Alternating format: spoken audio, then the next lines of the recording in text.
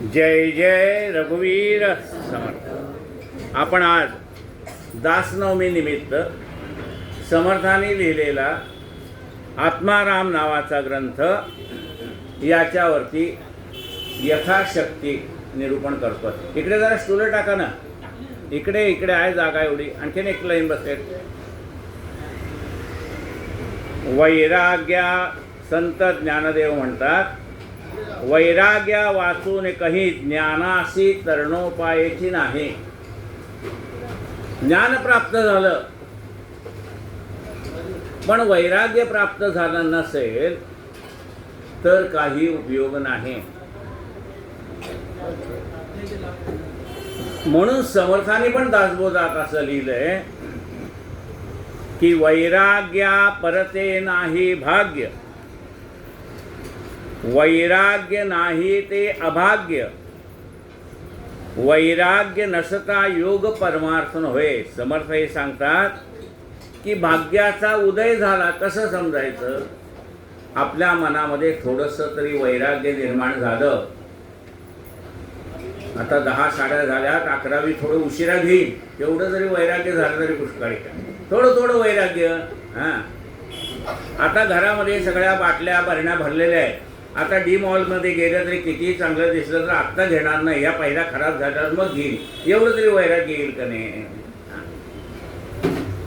वैराग्या परते नाही भाग्य, वैराग्य नाही ते अभाग्य। ज्ञानी जरी असला पण त्याच्या मनामध्ये वैराग्य नसेल तर ते ज्ञान सुद्धा काही कामाचं नाही। वैराग्य नसता योग्य परमार्थ नव्हे। परमार्थ सिद्धीला कधी गेला म्हणून सांगायचं? ज्यावेळेला माणसाच्या मनामध्ये वैराग्याची भावना निर्माण होते त्यावेळेला।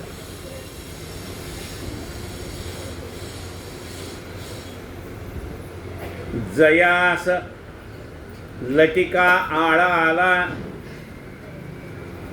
जो माया गौरी पासून झाला, झालाच नाही तया अरूपाला, रूप कैचे श्रीराम। समर्थ सांगतात की जो माया गौरी पासून निघाला म्हणजे जन्मला, म्हणजे परमात्मा आधी निर्गुण निराकार होता पण त्याला एकटेपणाचा कंटाळा आला म्हणून त्यांनी मायेला सांगितलं हे विश्व निर्माण कर। स्वतः केलं का? नाही। हा सगळा पसारा कोणी मांडलाय? त्या मायेने मांडलाय। ती विष्णूची माया असल्यामुळे तिला वैष्णवी माया असं म्हणतात। ही मूळ माया वैष्णवी कुठं आहे? कोल्हापूरला आहे। मूळ माया वैष्णवी अनंत ब्रह्मांडे नाचवी, नाना नाटके लाघवी, परब्रह्म शक्ती श्रीराम। या मायेने हे सगळे निर्माण केलेलं आहे म्हणून त्याला मायामय संसार असं म्हणतात।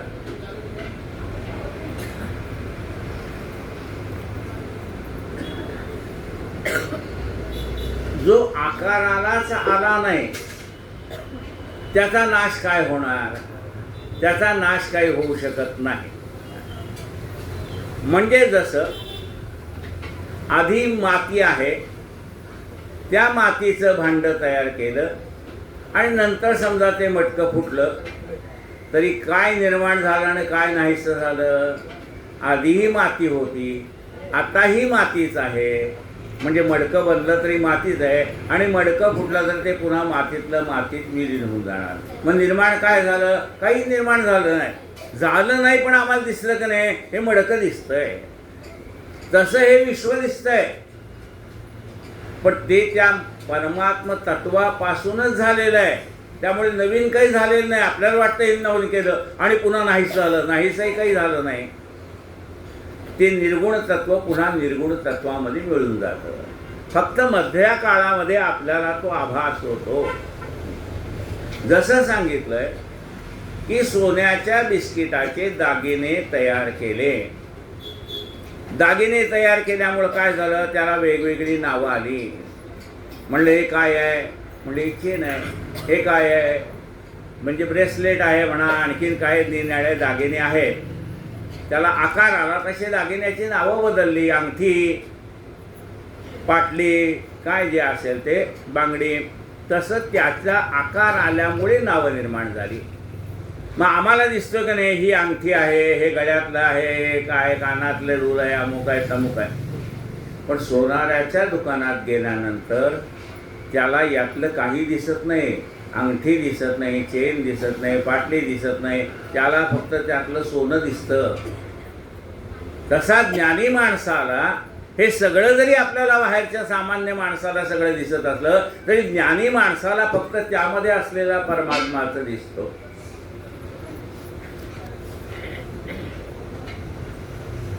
तेथे स्तवनाचा विचार न घडे निर्विकारी विकार, परितयास नमस्कार भाववळे माझा श्रीराम. आता म्हणाले स्तवन करायचं ते सगुणाचं करावं लागतं, निर्गुणाचं काय स्तवन करणार.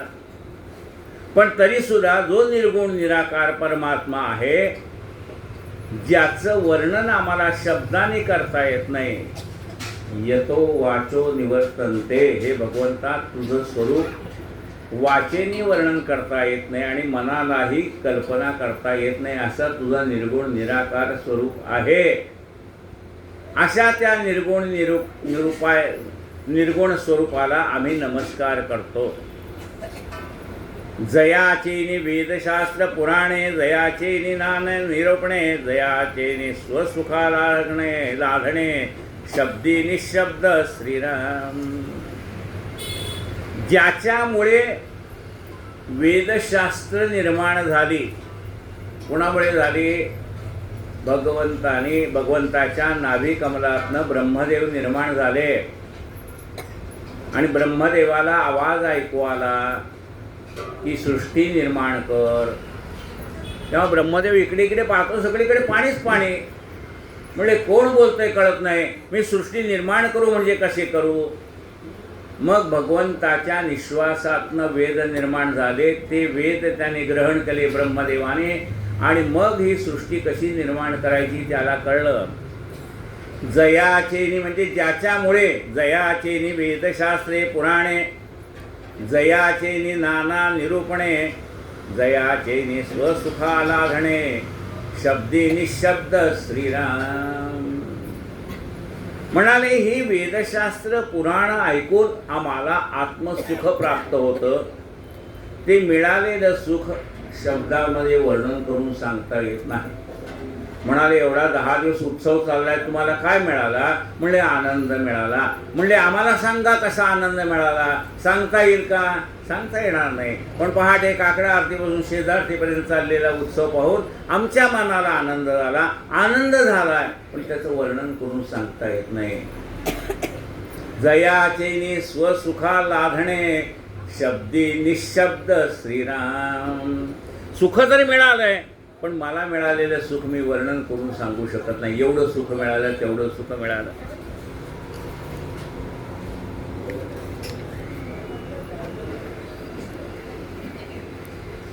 ऐसे सदा सर्वत्र संचले, जे तर्कानवचे अनुमानले, ते जयाचे प्राप्त झाले. आपरूपा आपणासी श्रीराम. असं जे सर्वत्र संचलेलं म्हणजे जिकडे पावे तिकडे तो परमात्माच आहे, सर्वत्र आहे. म्हणजे आतमध्ये पण आहे आणि बाहेर पण आहे. समजा तांब्या आहे, तांब्यात पाणी आहे, पण हा तांब्या आम्ही जर नदीत बुडवला तर तांब्यात पण पाणी आहे आणि तांब्याच्या बाहेर पण पाणी आहे. तसा हा परमात्मा सर्वत्र संचरलेला असल्यामुळे तो आमच्या आतमध्ये पण आहे आणि बाहेर पण आहे.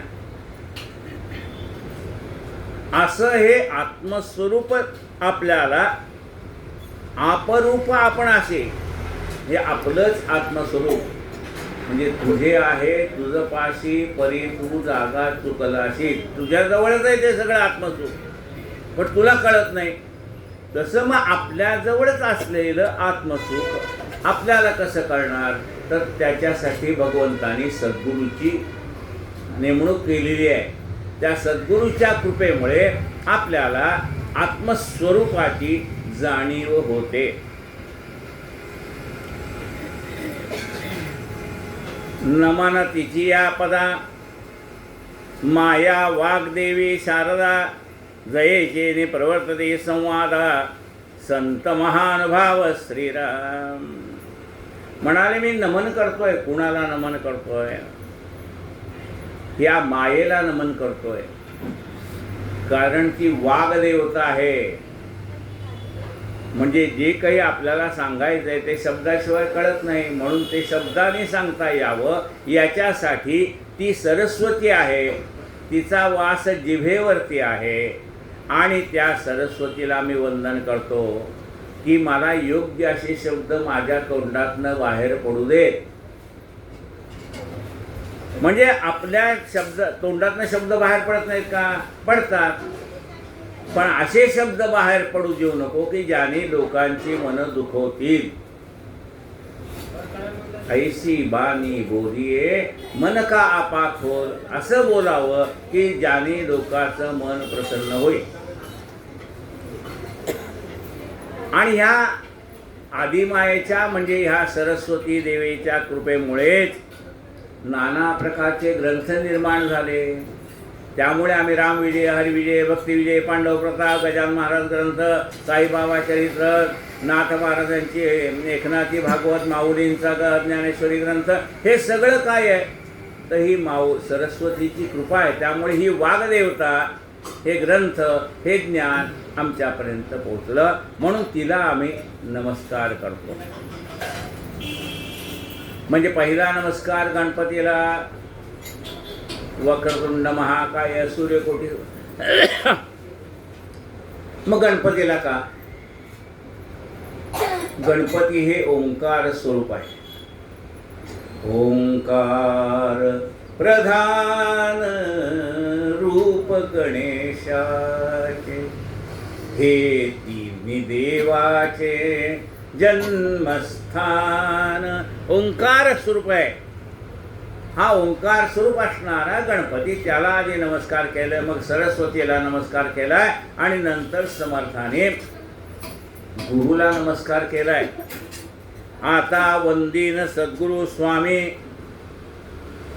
जेथे राहिले तोची मी, आणि निवारली निजरामे पाचही जेणे श्रीराम. आता मी सद्गुरूला वंदन करतोय की जिथे माझं मन जडलेलं आहे आणि ज्या सद्गुरूच्या कृपेने माझ्या मनातला मीपणा नाहीसा झालेला आहे. कारण मीपणा झाल्याशिवाय, नाहीसा झाल्याशिवाय, अहंकार नाहीसा झाल्याशिवाय परमात्मा भेटत नाही. मग आपल्या मनातला अहंकार कोण काढून टाकतो? तर परमात्मा काढून टाकतो. एका मंदिराच्या बाहेर एका बोर्डावरती एक सूचना लिहिली होती, आप अपने जूते और अपना अहंकार यहाँ रखिए. तुमचे चपल्या, पादत्राण आणि तुमचा अहंकार तिथे या चपल्या स्टँड जवळ काढून ठेवा. दर्शन करून परत जाताना चाहिए तो ले जाइए.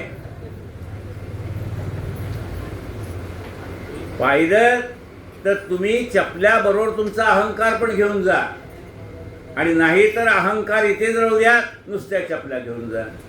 देवाच्या दारात आल्यानंतर आपला अहंकार नाहीसा होऊन जातो. त्यामुळे घरी जाताना फक्त चप्पल घालून जातो, अहंकार इथेच राहून जातो. लक्षात आलं का?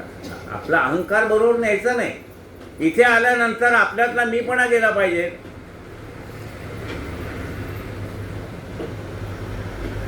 तया निजपदाकडे आनंदी वृत्ती वावडे, पद लागले आदडे तद्रूप होणे श्रीराम. त्या निजपदाकडे आपली वृत्ती जाते. आपलं मन त्या मूळ पदाकडे लागतं. अरे एक आजीनं खुर्च्या आणून ठेवतो, तिकडचे खुर्च्या आणून द्यावं होतं आजीनं.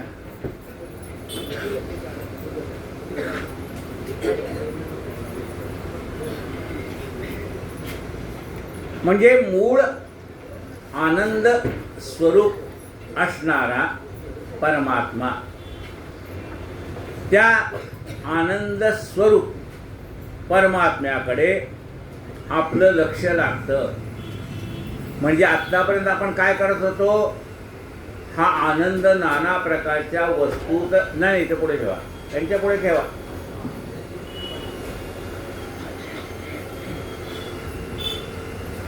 आत्तापर्यंत आपण आनंद बाहेर शोधत होतो.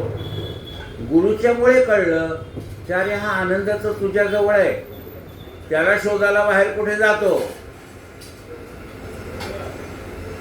चिदानंद रूप शिवोहम शिवोहम. परमात्मा कसा आहे, आनंद स्वरूप आहे. आणि त्या परमात्म्याला भेटायचं झालं तर तो आतमध्येच बसलेला आहे. हृदय तिष्ठते अर्जुन. अशी आमची वृत्ती मुरडली कुणी, सद्गुरूने. म्हणजे आजपर्यंत आम्ही जे बाहेर पाहत होतो ते आम्ही अंतर्मुख झालो. बाहेर पाहत होतो त्यावेळेला आम्हाला लोकातले दोष दिसत होते, गुण दिसत नव्हते. ज्यावेळेला आमची वृत्ती अंतर्मुख झाली त्यावेळेला आम्हाला आमच्यातले दोष दिसायला लागले आणि दुसऱ्यातले गुण दिसायला लागले. बघा किती फरक पडला. गुरुची कृपा व्हायच्या आधी आम्हाला लोकातले दोष दिसत होते, गुण दिसतच नव्हते. आता उलट झालं, आम्हाला आमच्यातले दोष दिसायला लागले आणि दुसऱ्यातले गुण दिसायला लागले. याला वृत्ती अंतर्मुख होणे असं म्हणतात.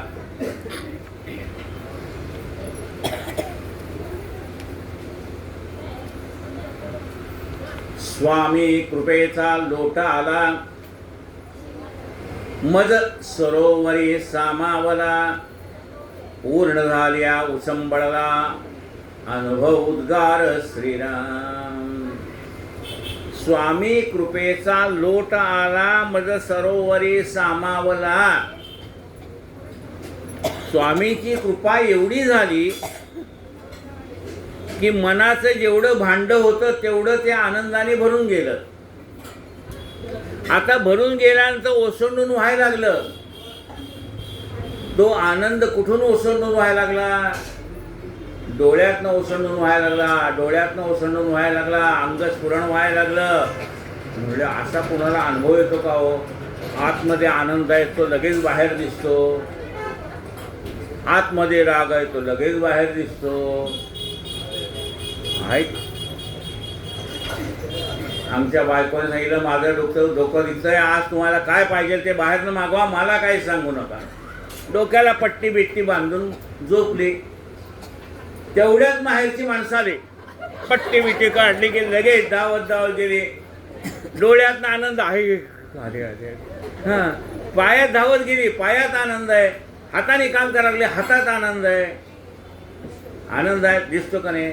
म्हणजे आनंद आतमध्ये भरलेला असला तर तो बोलण्यातनं बाहेर पडतो, कृतीतनं बाहेर पडतो, सगळ्यातनं बाहेर पडतो. राग सुद्धा आत भरलेला असला तरी तो डोळ्यातनं बाहेर पडतो, तरी तो धड धड धन धन धन धन पाय आपटतो, मांडी आपटतो, जोर जोरात ओरडायला लागतो. म्हणले काय झालं? म्हणले रागाचा अटॅक आलाय. राग बरोबर आहे, तो आत मावे ना हो राग. पण सद्गुरु कृपेमुळे काय झालं की आपल्यामध्ये एवढा आनंद भरला की तो आनंदे भरीन तिन्ही लोक. एवढा आनंद झाला की माझ्याकडे भगवंताने एवढा आनंद दिलाय की या आनंदाने मी त्रैलोक्य सगळं भरून टाकेन. एवढा आनंद सद्गुरूच्या कृपेने मला प्राप्त झाला. माझे सद्गुरु कृपेचे बळ, मना माझे साठवले तुंबळ, देणे बळे स्वानंद जळ, हे लावू लागे श्रीराम. मग एवढा आनंद माझ्यामध्ये का आला? आत्तापर्यंत मी दुःखातच होतो, सारखं रडगाणं, कंबर दुखते, पोट दुखते, अमुक दुखते, अमुक दुखते, सारखं ते. आता फरक पडला. मग लोक म्हणत होते अहो तुम्ही नेहमी तक्रार करत होता, कंबर दुखते, डोकं दुखते, पोट दुखतं, आता का नाही करत? चालायचं म्हणले. म्हातारपणात कंबर नाही दुखणार तर काय होणार? बघा फरक बघा. आता त्याच गोष्टीकडे पाहण्याचा दृष्टिकोनच बदलला. अहो म्हणले काय करायचं, कंबर दुखत, तुम्ही रोज म्हणायचं ना कंबर दुखी, मग आता दुखत नाही, दुखते हो म्हणाले, पण नाही दुखणार तर काय होईल, म्हातारे झाले ना, कंबर दुखणार आहे. जास्ती खाते पोट दुखणारच आहे. होय, त्या बघा दुखणी तीच होती, दुःख तेच होतं, पण त्या दुःखाकडे पाहण्याची दृष्टी बदलते. आधी मला कोणी समजा त्यांच्या घरी लग्न झालं आणि आमंत्रण दिलं नाही तर वाईट वाटायचं, अरे सगळ्याला बोलवलं मला नाही बोलवलं, बरोबर आहे की नाही? अशी वृत्ती आधी प्रापंचिक आपली होती. समजा गुरुकृपा झाल्यानंतर काय होतं, गुरुकृपा झाल्यानंतर सुद्धा त्या नातेवाईकांनी बोलवलंच नाही हो, सगळ्याला बोलवून आपल्याला बोलवलं नाही. मग त्यांनी एका खुसपट माणसं असतातच, अहो आम्हाला आमंत्रण आलं तुम्हाला नाही का आलं, हां ते मुद्दाहून आपल्याला डिवचत असतात. तसं त्यांनी पुन्हा डिवचलं, अहो आम्हाला सगळ्याला आमंत्रण आलं तुम्हाला नाही का आलं. अहो जाऊ द्या, ते गडबडीत असतील, विसरले असतील, आणि त्यांनाही कल्पना आहे ना आता ह्या म्हाताऱ्यात मी कुठं धावपळ करणार, म्हणून त्यांनी बोलवलं नसेल. बघा प्रत्येक गोष्टीकडे पाहण्याचा दृष्टिकोनच बदलला, म्हणून तो मनुष्य आनंदात राहायला लागला. एरवी साध्या साध्या गोष्टीत मानापमान, आता त्याला मानही वाटेना आणि अपमानही वाटेना. याला गुरुकृपा म्हणतात. सगळं सृष्टी तशीच असते, पण त्या सृष्टीकडे पाहण्याची दृष्टी गुरु बदलतात. आता नमस्कारीन राम, जो योग्यांचे निजधाम, विश्रांती पावे विश्राम, जये ठाई श्रीराम. आता मी रामाला नमस्कार करतो. योगी ज्याचं ध्यान करतात असा राम आहे, जिथं मन विश्रांती पावतं, म्हणजे तिथून उठायलाच मागत नाही. आता कोठे धावे मन तुझे चरण देखील या. एकदा का त्या नामातली गोडी कळली, एकदा त्याच्या बदुरतीच्या कृपेतली गोडी कळली, आता मन दुसरीकडे धावत नाही, मन एका जागी स्थिर राहिलं. म्हणजे काय झालं, आत्तापर्यंत मनाचा चंचलपणा होता, तो मनाचा चंचलपणा नाहीसा झाला, ते मन स्थिर झालं. जो नामरूपा वेगळा, जो माये होनी निराळा, जेथे जाणवेची कळा, सर्वथा नचले श्रीराम. हा परमात्मा निर्गुण निराकार, त्याला नाम नाही, नाम रूपा वेगळा, त्याला नामही नाही रूपही नाही. आता नामही नाही रूपही नाही, काय पाणी आहे, त्या पाण्याला काही मूळचं एक नाव आहे का? नाही. कुणी म्हणते गंगा, कुणी म्हणते सरस्वती, कुणी म्हणते काय, पाण्याला वेगवेगळी नाव आहेत. कोणी म्हणते प्लीज ब्रिंग द वॉटर, कोणी म्हणते निर्गुणी, कोणी म्हणते काय, त्या पाण्याला नाव नाही, पण पाण्याला वेगवेगळ्या नावाने हाक मारलं जातं. पाण्याला कुठला आकार नाही, पण हेच पाणी आम्ही फ्रीजमध्ये वेगवेगळ्या आकाराच्या भांड्यात ठेवलं तर वेगवेगळ्या आकाराचं होतं. म्हणजे त्याला नामही नाही, तरी त्याला आम्ही काहीतरी नावाने हाक मारतो. त्याला रूपही नाही, पण काहीतरी रूप तयार होतं. पाण्याला काही रंग आहे का? नाही. पाणी तेरा रंग कैसा जिसमें मिलाये वैसा, ज्याच्यात मिळेल त्या रंगाचा. तसा हा परमात्मा सत्वगुणामध्ये प्रवेश करतो त्यावेळेस आम्ही त्याला भगवान महाविष्णू म्हणतो. रजोगुणात प्रवेश करतो तेव्हा आम्ही ब्रह्मदेव म्हणतो. तमोगुणात प्रवेश करतो तेव्हा आम्ही त्याला शंकर म्हणतो. तिन्ही गुण एकत्र असतील तर गुरुदेव दत्त असं.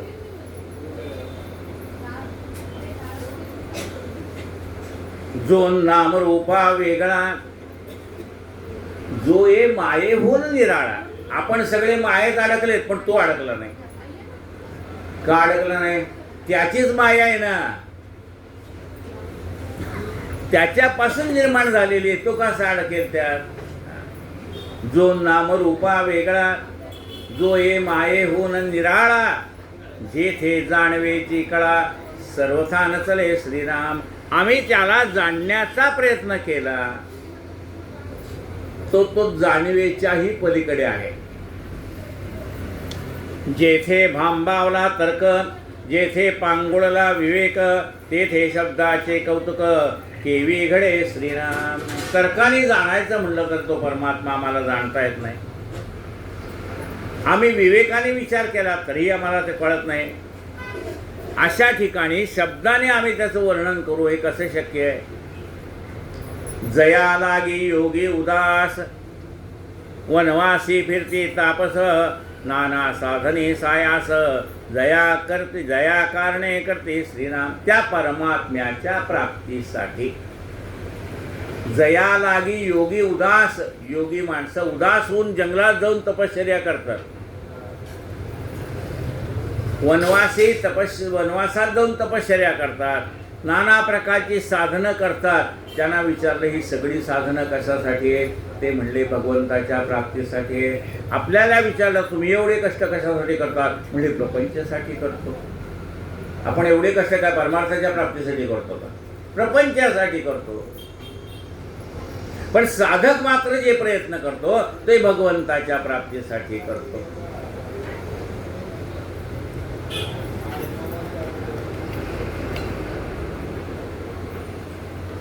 त्यांचे वर्णावे स्वरूप तरी ते स्वरूपाचे की बाप, जे वेदाश सांगवे ना रूप, ते जयाचे निप्रकटे श्रीराम. आता सद्गुरूचं वर्णन चाललंय. जे पहिल्यांदा गणपती झालं, मग सरस्वती झालं, मग सद्गुरूचं चाललंय. त्यात समर्थ सांगतात आता या सद्गुरूचं आम्ही काय वर्णन करू सांगू?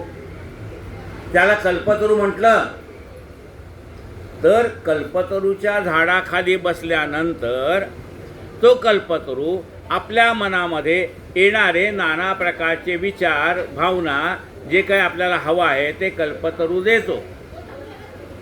पण सद्गुरूला कल्पतरूची उपमा चालत नाही. कारण सद्गुरू त्याच्या मनातले सगळे जे काही मला अमुक पाहिजे तमुक पाहिजे ते काढूनच टाकले सद्गुरूने. काय मागणार कल्पतरूकडे? त्याच्या इच्छाच नाहीशा झालेल्या आहेत. एका परमात्मा प्राप्तीशिवाय दुसरी इच्छाच नाही. मग कल्पतरूच्या झाडेखाली बसून काय करणार? सद्गुरूच्याकडे गेल्यानंतर आपल्या सगळ्या इच्छा नाहीशा होतात. म्हणले असं कसं होतात इच्छा नाहीशा? सद्गुरूच्या कृपेच्या आधी तो मनुष्य मला हे पाहिजे, ते पाहिजे, ते पाहिजे, मला असं झालं पाहिजे, तसं झालं पाहिजे म्हणत होता. आणि सद्गुरूची कृपा झाल्यानंतर त्याला विचारलं, अहो दरवेळेला तुम्ही एवढं मागत होता, आता काय मागता सद्गुरूकडे म्हणजे देवाकडे? तो म्हणला काही नाही, आता निवांत राहिलो. म्हणजे कसं काय हो तुम्ही आता एवढे निवांत कसे? एरवी तर सारखं देवाच्या मागे देवा हे दे, देवा ते दे करत चालू होतं. आता गुरुची कृपा झाल्यानंतर तुम्ही म्हणता आता काय मागत नाही. म्हणले काय करतो आता? आता मग तुम्ही काय करता? सद्गुरूची कृपा झाली म्हणता, मग काय तुमच्या वृत्तीत काय फरक पडला? ते म्हणाले आता मी असा राहतो, हे विदे अनंते तैसेचे राहावे, चित्ती असू द्यावे समाधान. आता म्हणाले मी परमात्मा ठेवील तसं राहतो. माळी जेवती नेले तेवती निवांतचे गेले, तैसे पाणी आयसे व्हावे गा. माळी ज्याप्रमाणे पाटाच्या पाण्याला जिकडे नेतो तिकडे पाणी जातं. आज माळ्याने ठरवलं चला बाबा आज आंब्याच्या झाडाला पाणी सोडायचं आहे, आज सोडलं. उद्या त्याला असं वाटलं चिंचेच्या झाडाला सोडायचं आहे, परवा असं वाटलं कारल्याच्या रोपाला सोडायचं आहे, परवा असं वाटलं मिरचीला वाफ्याला सोडायचं आहे. तर ते पाणी असं म्हणतं का फक्त आंब्याच्या झाडाला मी जाईल तुमच्या ते इकडे येणार नाही? असं नाही. माळी जिकडे नेईल तिकडे जातं आणि विना संकोच खळखळ बेळखळ न करता जातं. माळी देवती नेले देवती निवांतची गेले, तैसे पाणी आयसे व्हावे गा. ते पाणी जसं माळ्याच्या मागे कुठलीही खटखट न करता निवांत जातं, तसं म्हणाले आता मी ठरवलंय भगवंत ठेवील तसं राहायचं. आता खळखळ नाही, फळफळ नाही, काही नाही. बघा मी दोन फरक तुम्हाला सांगतो. एक गुरुच्या कृपेमध्ये कृपेपूर्वी असणारा मनुष्य आणि गुरुची कृपा झाल्यानंतर त्याच्या वृत्तीमध्ये पडलेला फरक.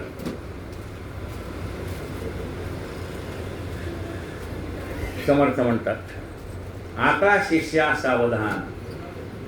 आता बघा 5 समास आहे, सगळेच्या सगळे होणार नाहीत आज, पण जेवढे काय होईल तेवढं तुम्हाला कळावं एवढीच अपेक्षा आहे. जेवढं समर्थाच्या मनात असेल तेवढं होईल. आता शिष्या सावधान, ऐक सांगतो गुह्य ज्ञान, जेणे तुझे समाधान, अंगी बाणे श्रीराम. शिष्या आता तुझं मन चंचल करू नकोस. आता शिष्या सावधान. वहिने हरकत वेळी ते स्टूल पुढे आणा. ते नाही मागे आत्ता ठेवलेलं तुम्ही जायच्या वाटेत आहे ते पिवळं हां पुढं आणा. इकडे या स्टूलच्या मागे ठेवा. हां कुणी आलं तर बसते.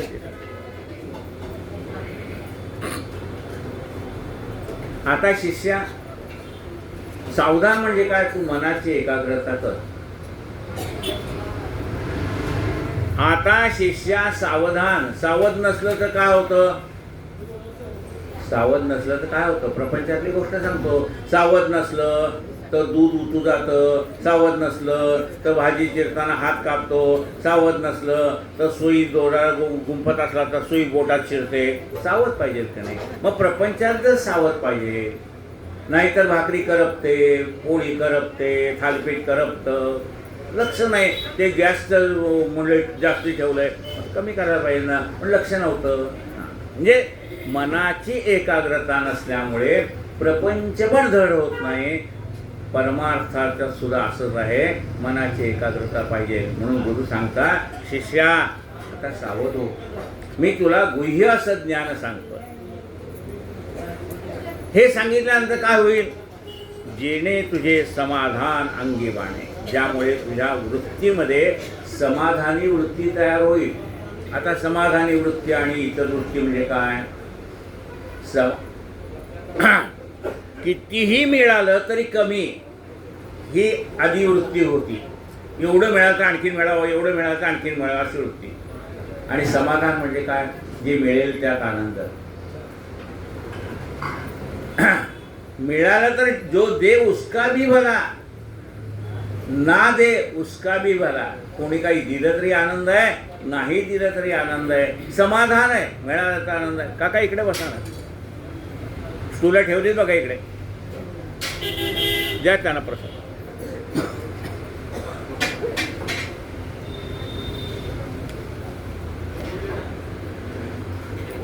समर्थ म्हणतात, तू काही मला विचारलं नाहीस, एवढा दासबोध वाचला, मग त्यानंतर काही विचारावं असं तुला सद्गुरूला विचारावं असं वाटलं नाही. म्हणजे तू तर काही मला विचारलेलं नाही. पण काय करू, मला तुझी चिंता लागली ना.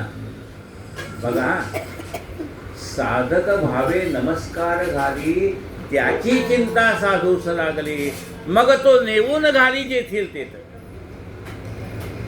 समर्थ म्हणतात, तू मला शरण आलायस ना, आता तुझी काळजी मला लागली, तुला परमात्मा भेटावा असं मला काळजी लागली आहे.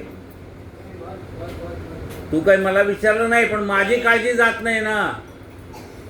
तू आशंका नाही घेतली, परी मज तुझी चिंता लागली, काजे तुझी भ्रांती फिटली नाही अद्यापी. अजून तुझ्या मनातली भ्रांती नाहीशी झालेली नाही. एवढा मी दासबोध सांगून सुद्धा झालेली नाही, एवढा दासबोध वाचून पण झालेली नाही. अजून म्हणजे तुझ्या मनातली भ्रांती नाहीशी झालेली नाही. म्हणून मला तुला आणखीन काही सांगावं असं वाटतंय, असं समर्थ म्हणतात. म्हणजे अहो, आम्ही एवढा दासबोध वाचलाय आणि तुम्ही मला कळलं नाही असं का म्हणता? शिष्य आहे हो, हक्काचं भांडण आहे ना गुरुशी. काय अहो, मी एवढं वाचलं, तुम्ही तर म्हणता काय तुला कळलं नाही. बघा, समर्थ म्हणतात, अरे बाळा, दासबोधी के समासी निर्मूळ केले मी पणासी, तया निरूपणे ही वृत्तीशी पालट दिसेना. अरे दासबोध वाचता समाप्तात मी तुला सांगितलं होतं, तुझ्यातला मीपणा काढून टाकला होता. सकळ करणे जगदीशाचे आणि कवित्वची काय मनुष्याचे, ऐशा प्रमाण बोलण्याचे काय घ्यावे श्रीराम. सकळ देहाचा झाडा केला, तत्व समुदाय उडाला, तेथे कोण्या पदार्थाला आपुले म्हणावे श्रीराम. अरे तुझ्या सगळ्या तत्वाचा झाडा केला. पहिल्यांदा तू म्हणाला हे माझं शरीर आहे, मग माझं शरीर आहे म्हणलं, त्याला विचारलं तुझं शरीर कुठे दाखव. तो म्हणला हे काय? अरे म्हणले हे तुझं शरीर नाही, हे डोकं आहे. हे काय? म्हणजे कपाळ आहे. हे काय? नाक आहे. हे काय? कान आहे. हे काय?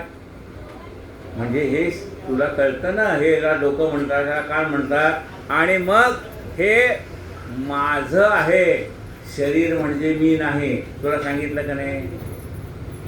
माझं शरीर आहे म्हणजे मी नाही. माझे कान आहेत, माझे हात आहेत, माझे पाय, पण हात म्हणजे मी नाही, पाय म्हणजे मी नाही, शरीर म्हणजे मी नाही. सांगितलं की नाही तुला? 25 तत्वाचं शरीर बनलंय, तुला सांगितलं की नाही? पृथ्वी, आप, तेज, वायू आणि आकाश, पंच ज्ञानेंद्रिय, पंचकर्मेंद्रिय, चित्त, बुद्धी, मन आणि अहंकार, हे सगळी तत्व तुला समजून सांगितलं ना. म्हणजे माती म्हणजे मी नाही, पण मातीचं माझं शरीर बनलेलं आहे. म्हणजे माती म्हणजे मी नाही, पाणी म्हणजे मी नाही, अमुक म्हणजे मी नाही. म्हणजे असं जे 25 तत्वाने तुझं शरीर बनलेलं आहे, ते आतलं तुझं काय आहे? म्हणजे माझं काही नाही, सगळं उसनं घेतलेलं आहे.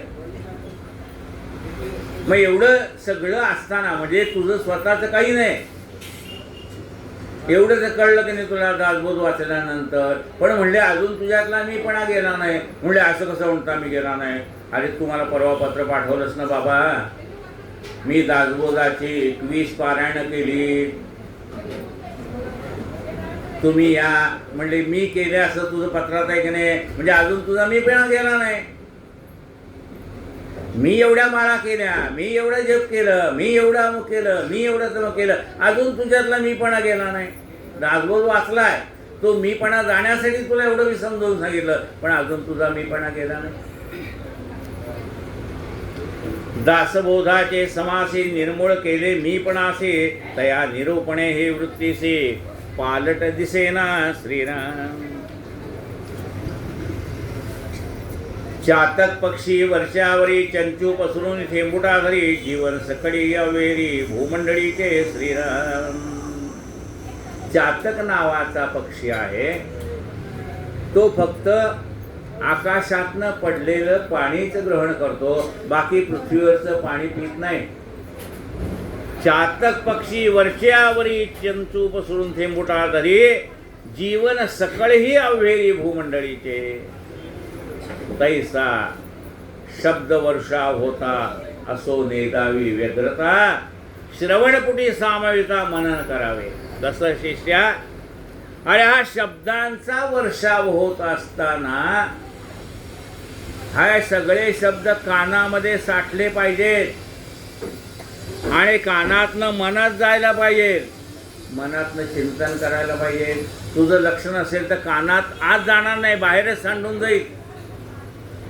लक्षात आलं का? एकाग्रता नसेल तर काय होईल? आत जाणारच नाही, बाहेरच्या बाहेर. काय सांगितलं असं आपण विचारणार, म्हणजे काय झालं? कानात गेलं नाही, बाहेरच सांडलं ना सगळं. तैसा शब्द वर्षा होता, असो नेदावी व्यग्रता, श्रवणपुटी सामाविता मनन करावे श्रीराम.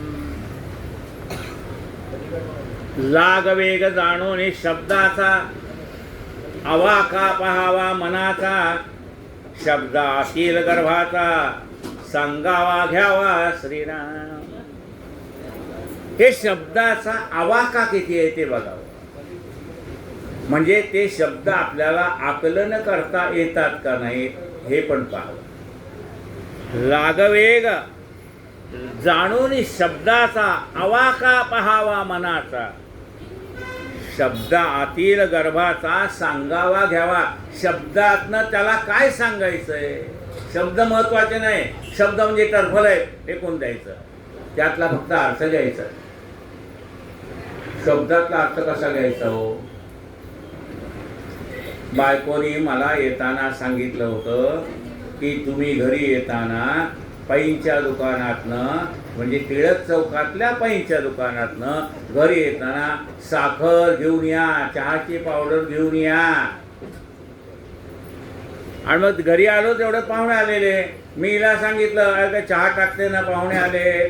ते म्हणजे मलाही कळतं पाहुणे आल्यावर चहा टाकायचा, म्हणजे बोलली नाही पण कृतीतनं मला कळलं. तिला असं म्हणायचं आहे, तुम्ही मला काय सांगताय? मलाही कळतंय पाहुणे आले की चहा टाकायचा. मग मी तुम्हाला विचारते, त्या प्रश्नाचं उत्तर द्या. तुम्ही म्हणाले टिळक चौकातनं आले का नाही? म्हणजे शिवाई चौकातनं आले का, खडकपाड्यावरनं आले का, कुठनं आले?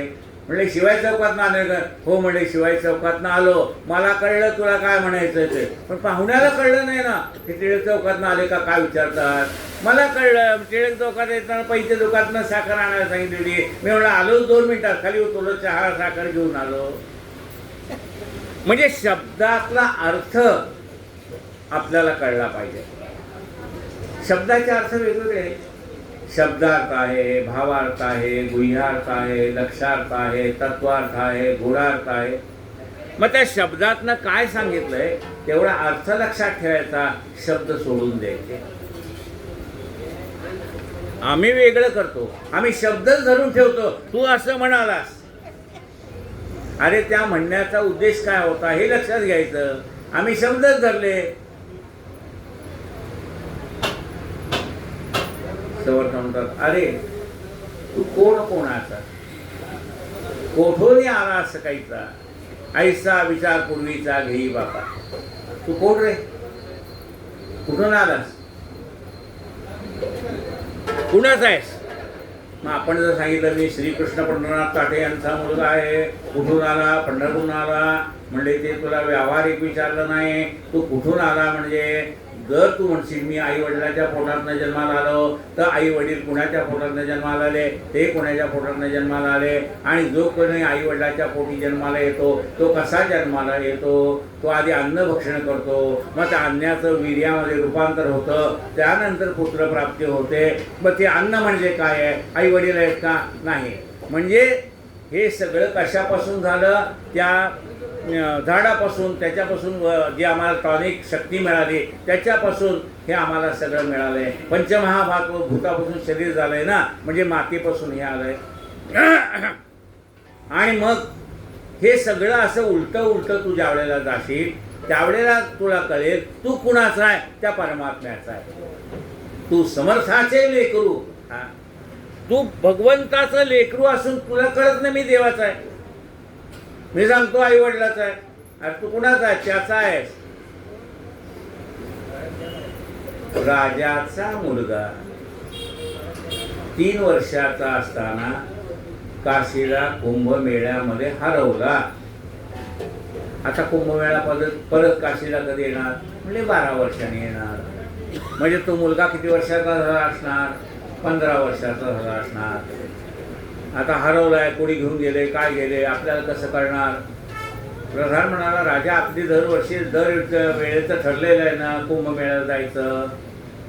आता मुलगा हरवला तरी ते काही मनात विचार करू नका, चला आपण कुंभमेळ्याला जाऊ. राजा आला कुंभमेळ्याला आणि राजा दानधर्म करायला लागला.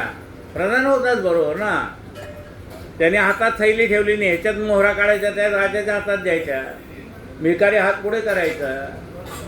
त्या 15 वर्षाच्या मुलाने हात पुढे केल्याबरोबर त्या हातावरती असलेली राजचिन्ह प्रधानाने ओळखली. म्हणजे हा भिकारी नाही आहे, हा राजपुत्र आहे. मग त्या ज्याच्या पोटी हे म्हणजे आता त्याला काय झालं, 3 वर्षाचा हरवलेला असताना एका भिकाऱ्याने त्याला सांभाळलं.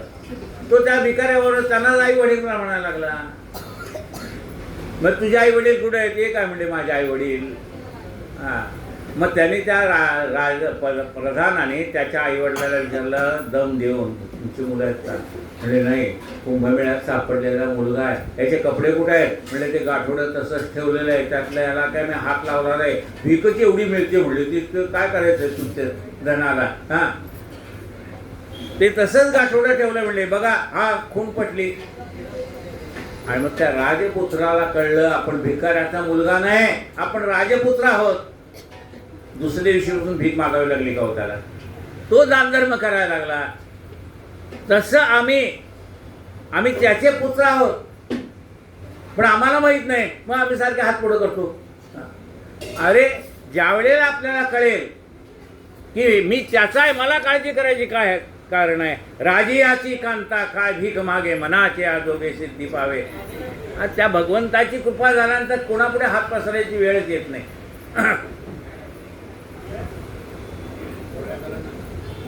अरे तू कोणाचा, कोठून आला शिकायचा, ऐसा विचार पूर्वीचा घेई बापा श्रीराम. येथे तुझे काहीच नाही, भुलला आहेस काही, चुकून आलास जाई जेथीचा तेथे. इथं तुझं काय आहे? हा म्हणजे माझी बायको आहे, माझी मुलं आहेत, नातवंड आहेत, आई वडील आहेत, भाऊ बहिणी आहेत, अमुक आहेत तमुक आहे. मग हा कितवा जन्म आहे तुझा? पहिला जन्म आहे का? अरे अशा अनेक जन्म तू घेतले, अजून तुझा उद्धार झाला नाही. म्हणजे पुनरुपी जन्म पुनरुपी मरण चालूच आहे तुझं. अरे त्यावेळेला मागच्या जन्मातली तुझं आई आठवते का, वडील आठवतात, बायको आठवते का, मुलं आठवतात. इथे तुझे काहीच नाही.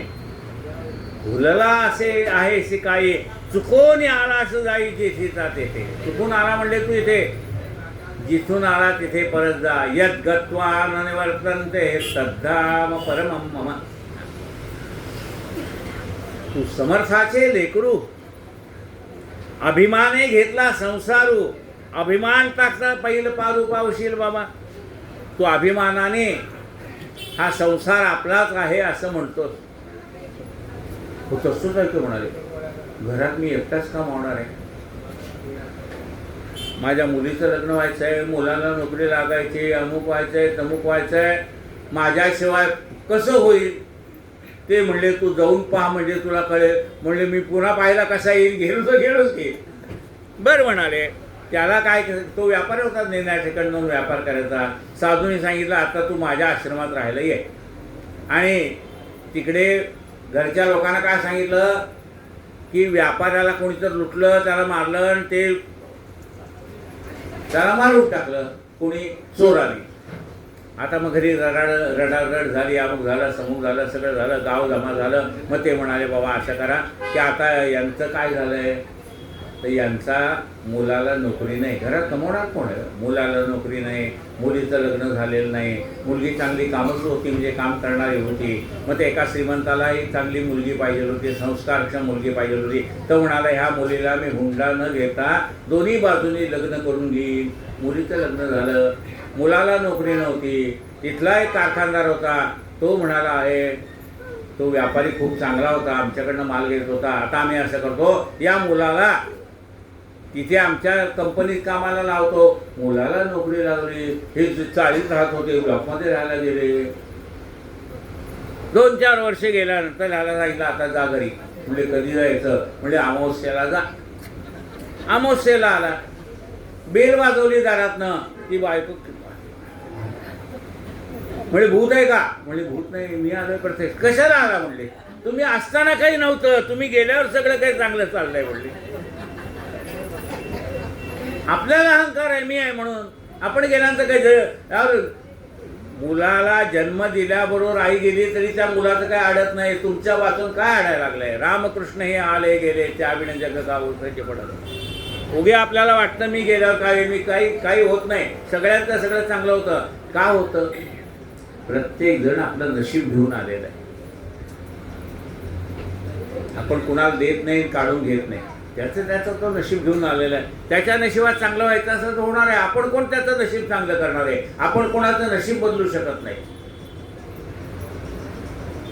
तू समर्थाचे लेकरू, अभिमाने घेतला संसारो. अभिमान टाकता पैद पारो, पावशीर बापा श्रीराम. आता अभिमान सोडून दे. समर्थाने घर सोडायला सांगितले का, बायको सोडायला सांगितली का, पोरं सोडायला सांगितले का, नाही. हे माझं आहे असं म्हणू नको.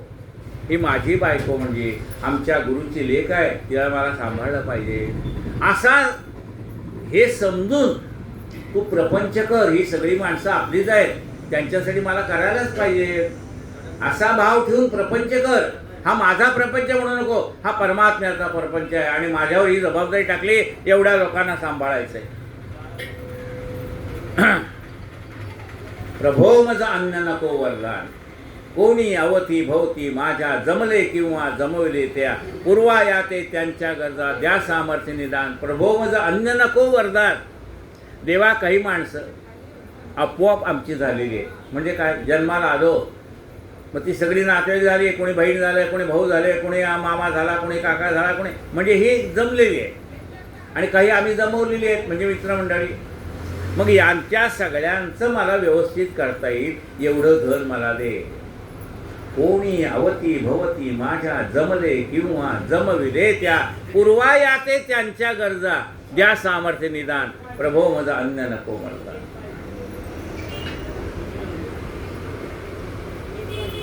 ईश्वरापासून झालासे परी तू तयासे चुकलासे. म्हणून हे दुःख भोगशी वेगळेपणाचे श्रीराम.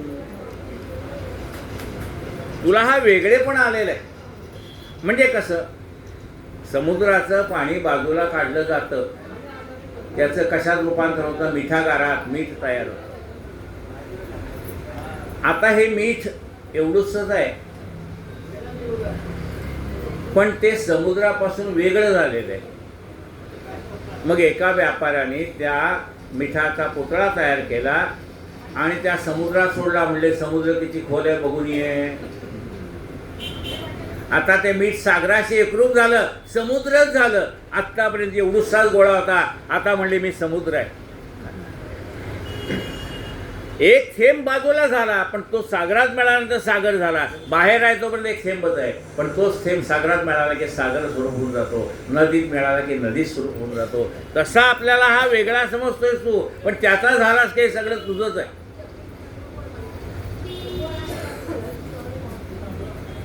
त्यागीशी सकळ वैभव आला आणि विश्वासशी माझे बोला, तरी मी घालीन रे तुझला जेथील तेथे श्रीराम. मग म्हणाले आता मला पुन्हा परमात्म्याकडे जायचंय, हे मला एकट्याला कसं काय जमणार? म्हणजे मी आहे ना, तू मला शरण आलायस ना, मग आता तुला त्या परमात्म्यापर्यंत पोहोचवण्याची माझीच जबाबदारी आहे. पण माझ्या शब्दावर विश्वास ठेवावा लागेल तुला. त्यागीशी सकळ वैभव आला आणि विश्वासशी माझ्या बोला, तरी मी घालीन रे तुझला जेथील तेथे. तुझे अढळपद गेले, तुझं मायेने वेढा लाविले, ते जरी तू दिले तरी मज काय देशी श्रीराम. तू आढळ होतास, पण आता चंचल झालायस, कारण तुला मायेने वेढा लावलाय. तुझं आढळपद तुला मी जर पुन्हा प्राप्त करून दिलं तर मला काय देशील? कोण म्हणतंय? समर्थ म्हणतात, शिष्याला म्हणतात, मला काय देणार ते सांग. तो म्हणला आता तुम्हाला काय देऊ? सद्गुरूला देण्यासारखं आपल्याजवळ काय हो? गुरुला आपण काय देणार? गुरुला फक्त भाव लागतो, गुरुला बाकी काय लागत नाही. गुरुला आपण काय देणार? पण म्हणले मला एक कर, जेवढं नासून जाईल तेवढं दे. म्हणलंही बरं की आयडिया चांगली. म्हणले काय? जितके काही नासून जाईल, जे अशाश्वत असेल, तुझं समागमे न येईल तितकेच द्यावे. जे नाशिवंत आहे ना, जे शाश्वत टिकणार नाही, जे तुला तुझ्याबरोबर वरती घेऊन जाता येणार नाही, तेवढंच मला दे. नाशिवंत म्हटल्याबरोबर त्यांनी लगेच काय केलं? केळ्याचं दुकान समोरच होतं. म्हणजे पिकलेली केळी द्या, डाग पडलेले संत्री द्या, अमुक झालेलं. नाशिवंत आहे, आणले. म्हणले महाराज घ्या, तुम्हीच सांगितले नाशिवंत तितके देशी तरी अविनाशपद प्राप्त तुझं दे. मग समर्थ म्हणाले हे नाशिवंत आहे, तर तुझं शरीर शाश्वत आहे का बाबा? ते पण नाशिवंत आहे ना. घटका जाती पडे जाती ना, तास वाजे घणाना, आयुष्याचा नाश होतो रामकारे म्हणाना. हे तुझं नाशिवंत शरीर तुला बरोबर घेऊन जाता येईल का स्वर्गात? नाही. ही पंचमहाभूत त्याचं दिलेलं परत घेतील. तू काय बरोबर घेऊन जाणार? एक सुई बरोबर नेता येत नाही, काय बरोबर घेऊन जाणार? अहो सुई काय? आता हे माझ्या जानवेला इथं काय आहे?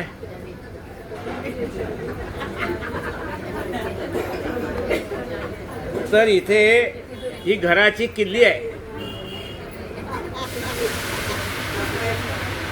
बरोबर आहे. म्हणजे मी जर हरवली तर त्या किल्लीवाल्याला बोलवतो, ती 300 रुपये घेतो. म्हणजे 300 रुपयात ही किल्ली हरवली तरी काही काळजी करायचं कारण नाही, बरोबर आहे की नाही? इतकी सोपी गोष्ट आहे. पण काय झालं? हे बोलू नका तिकडे. काय झालं? आम्ही लहान होतो मुलं,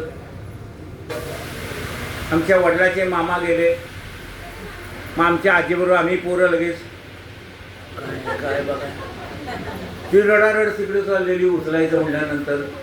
आता त्या माणसाला उचलायची वेळ आली, म्हणजे वडिलांच्या मामाला. त्यावेळी ते रडत काम द्यावं, त्यांच्या जानवेची किल्ली काढून घ्यावं.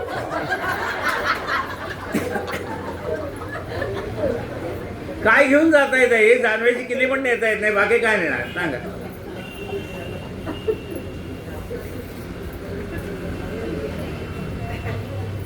अनंत ब्रह्मांडे ढिसाळे मायेने रसली विशाळे, ते तुमचे प्रकृतीचे बळे विरती स्वानंद डोहे श्रीराम.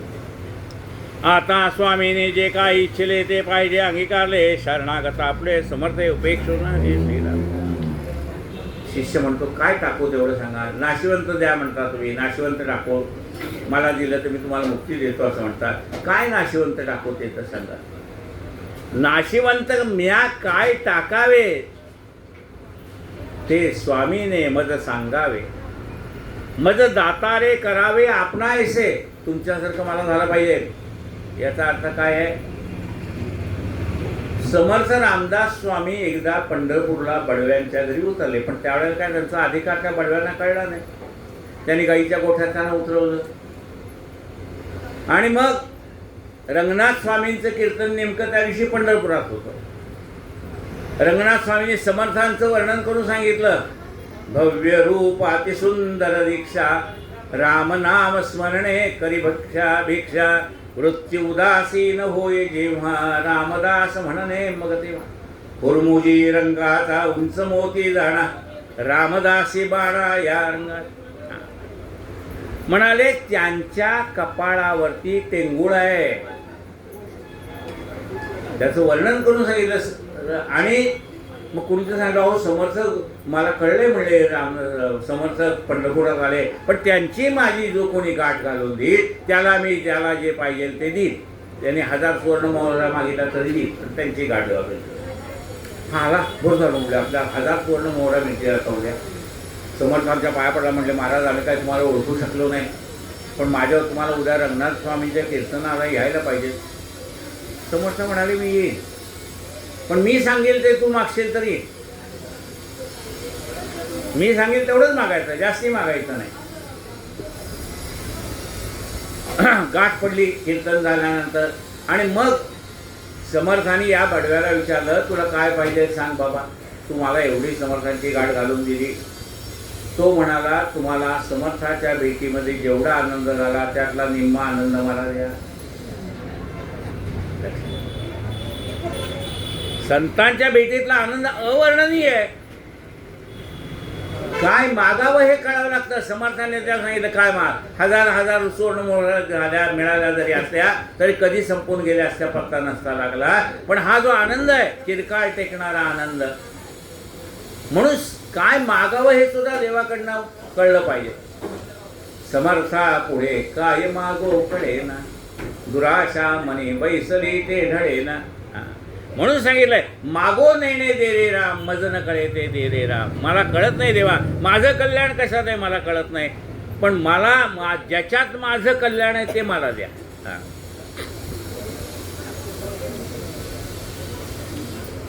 नाशिवंत म्या काय टाकावे ते मज स्वामीने सांगावे, मज दातारे करावे आपणायसे श्रीराम. तुमच्यासारखं मला म्हणजे तुम्हाला जसा आनंद मिळतोय तसा आनंद मला मिळला पाहिजे. आणि करतात गुरु आपणासारखे करती तात्काळ नाही काळ वेळ द्यायला लागे. गुरुची महत्वच आहे म्हणून त्याला परिसाची उपमा देता येत नाही. परीस लोखंडाला सुवर्ण करतं, परीस लोखंडाला सुवर्ण करतं. काका त्यांना बसायला जागा द्या, आपण मागच्या पंक्तीला बसायचंय म्हणून नाही सांगा. हां बस.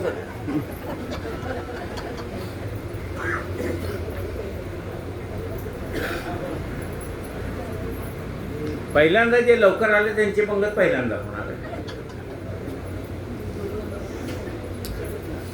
ऐकून शिष्याचे बोलणे स्वामी म्हणते सावध होणे.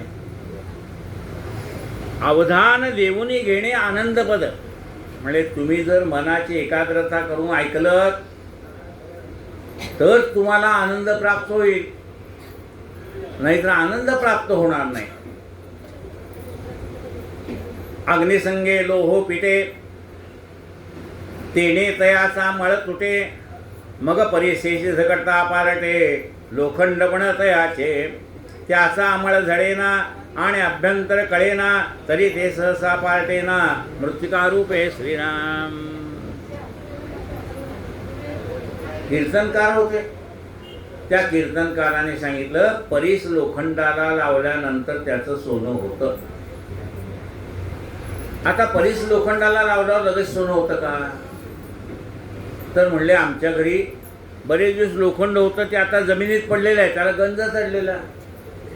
ते आणलं तर त्याला जर परीस लावला तर सोनं होईल का? नाही, त्याला अग्नीत टाकावं लागतं. अग्नीत टाकून त्याला घणाचे घाव घालावे लागतात. त्याच्यावरचा मातीचा पूट चढलेला आहे गंज, तो काढून टाकावं लागतं.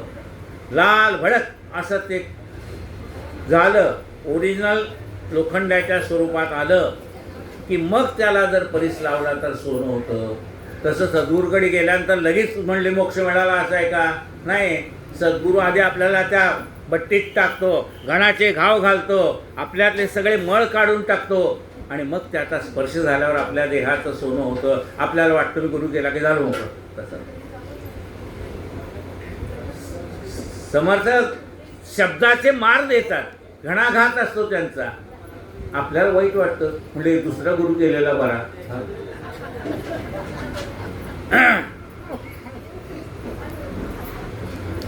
अग्निसंगे लोहो पिटे, तेने तयाचा मळ तुटे, मग परेसेची झगडता पालटे, लोखंड बनत याचे. त्याचा मळ झडेना आणि अभ्यंतर कळेना, तरी ते सहसा पालटेना मृत्तिका रूप आहे.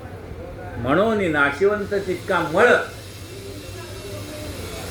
तुवा त्यजावा अमंगळ, ते गेलिया तूच केवळ आहेस वापास. तुझ्या अंतःकरणामध्ये साठलेला मळ जो आहे ना, म्हणजे विकल्प, असं होईल का नाही, तसं होईल का नाही, ना अमुक तमुक, हा तुझ्या मनातला मळ अज्ञानपणा हा सगळा नाहीसा झाल्यानंतर मग तुला आत्मस्वरूप प्राप्त होईल. त्याच्यावर गंज चढलाय हो ना म्हणाले. कीर्तनकाराने सांगितलं की आता हे उदाहरण दिलं की परिसराचा स्पर्श केल्याबरोबर पण त्याला मळ लागलेलं नसलं पाहिजे, म्हणजे गंज चढलेला नसला पाहिजे. मग एका श्रोतेने हात वरती केला, म्हणजे माझ्याकडे परीस आहे, मी उद्या घेऊन येतो. आता आपल्यासारखे श्रोते, म्हणजे माझ्यासारखे का तुमच्यासारखे नाही, माझ्यासारखे श्रोते होते बसलेले, उद्या हा परीस आणणार आहे म्हटल्यावर लगे मी माझ्या घरातलं सगळं लोखंड काढलं. गंजलेलं नव्हतं, चांगलं ठेवलेलं होतं. मग कलसा काढला, झारा काढला, अमुक काढलं, तमुक काढलं, सगळं घेऊन आलो. म्हणले त्याने परीस काढला की आपलं पुढं काढायचं लगेच सोनं. मग त्याने म्हणले असं कसं, पण म्हणले कुठं ठेवलंयस तू? म्हणले लोखंडाच्या पेटीतच ठेवलंय. म्हणजे लोखंडाच्या पेटीत ठेवून, बरं म्हणले ती गंजलेली पेटी का? नाही, म्हणजे पेटी चांगली आहे. मग लोखंडाच्या पेटीत ठेवून त्या परिसर जर त्याच्यात असेल तर त्याचं सोनं व्हायला पाहिजे बाळा. म्हणजे उद्या घेऊन ये. म्हणजे येतो. मग रोजच्या गर्दीपेक्षा डबल गर्दी. आणल्या प्रत्येकाने त्याला जमेल ते, कोणी चाकू आणला, कोणी सुरी आणली, कोणी काय आणलं. मग सद्गुरू सांगितलं उघडल्यानंतर काय झालं, आत एक असं कापड, मलमलीचं कापड, त्याच्यावरती एक, त्याच्यावर एक, त्याच्यावर एक, 5-50 कापडात ते गुंडाळलेलं परीस.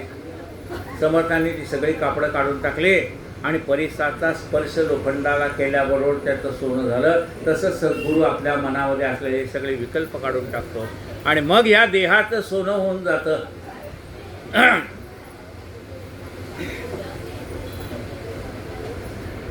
म्हणून नाशिवंत तितका मळ तुवा त्यजावा अमंगळ, तो गेलिया तूच केवळ आहे सबापा श्रीराम. तरी नाशिवंत ते तू जाण माया, माईक जाईल विलया, ते मायेचा विस्तार प्राणसखया, ऐक सांगतो श्रीराम. अरे ही नाशिवंत काय आहे? माया नाशिवंत, ती नाहीशी होणार. आता ही माया कशी आहे, तिचा विस्तार कसा झाला ते मी तुला सांगतो. अहम ऐसे स्फुरण, त्याची मायेचे लक्षण. अहम असा जो भाव आहे त्यालाच माया म्हणतात. ते मायेपासून त्रिगुण, त्रिगुणापासून भूते श्रीराम. अहंकारापासून माया आणि मायेपासून त्रिगुण, सत्वगुण, रजगुण, तमगुण, आणि त्याच्यापासून मग पंचमहाभूत अशी निर्माण झाली. पृथ्वी, कोणती पंचमहाभूत आहेत? पृथ्वी, आप, तेज, वायू, आकाश, सृष्टी रचली सावकाश, येथे दृश्य आणि अदृश्य सकळ माया श्रीराम. जे जे दिसतंय आणि जे जे अदृश्य आहे ती सगळी मायाच आहे. एक माया दो ठाई वाटली प्रकृती आणि पुरुष झाले जैसी 2 दिवसाची बोली एकची परवा श्रीराम. ही एकच माया 2 ठिकाणी वाटली गेली आहे, ज्याला पुरुष आणि प्रकृती म्हणतात.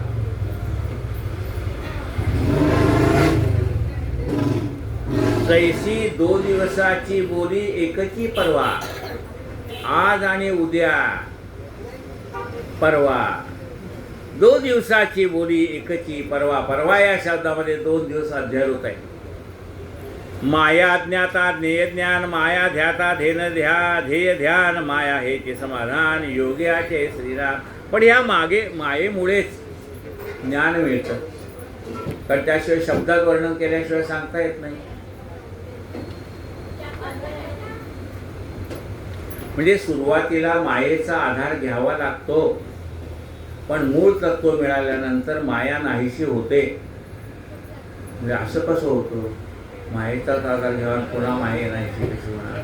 तर पूर्वी लहानपणी आपल्याला स्लेट पाट्या होत्या, खडूने लिहितो आपण त्याच्यावरती, पेन्सिलीने लिहित होतो, आणि त्याला बारीक बारीक असे मणी जोडलेले होते. हा 1, 2, 3, किंवा पूर्वीच्या काळी दगड मांडून ज्ञानेश्वर माऊलींनी ज्ञानेश्वरीत उदाहरण दिले. खडे मांडून शिकविला ओ नामा देवी. म्हणजे खडे मांडले 1, 2, 3, 4. आता हा किती आहे? म्हणजे हा किती? 2. आता हा ऐका, हा मिळाला की किती झाले? 3. 3त हा मिळाला किती झाले? 4. 4त 1 मिळाला किती झाले? 5. हे सगळे अंक कळायला लागले. गुणा बाकी, वजा बाकी, बेरीज, हे सगळं कळायला लागलं. आधी कळत नव्हतं. म्हणजे अंक निर्गुण आहेत, पण ह्या सगुणाशिवाय कळत नाही. परमात्मा निर्गुण आहे, पण मायेशिवाय कळत नाही. मग एकदा का अंक डोक्यात बसले, 20 100 एकदा डोक्यात बसलं की मग दरवेळेला ते काय खडे घेऊन जाणार का? थांबा जरा, 1 आणि 1 मोळ करून नाही. एकदा निर्गुणाचं ज्ञान झालं, मग ह्या सगुणाची आवश्यकता नाही. पण सगुणाची आवश्यकता होईल तोपर्यंत निर्गुण पाहिजे. मग एवढं जरी ज्ञान झालं तर पाटी फेकून दिली का? म्हणली नाही दिली, फेकून दिली. आमची लहानपणाची पाटी तशी आहे. म्हणली काय देतात त्याच्यावर? उद्या काय आणायचं ते लिहितो म्हणले.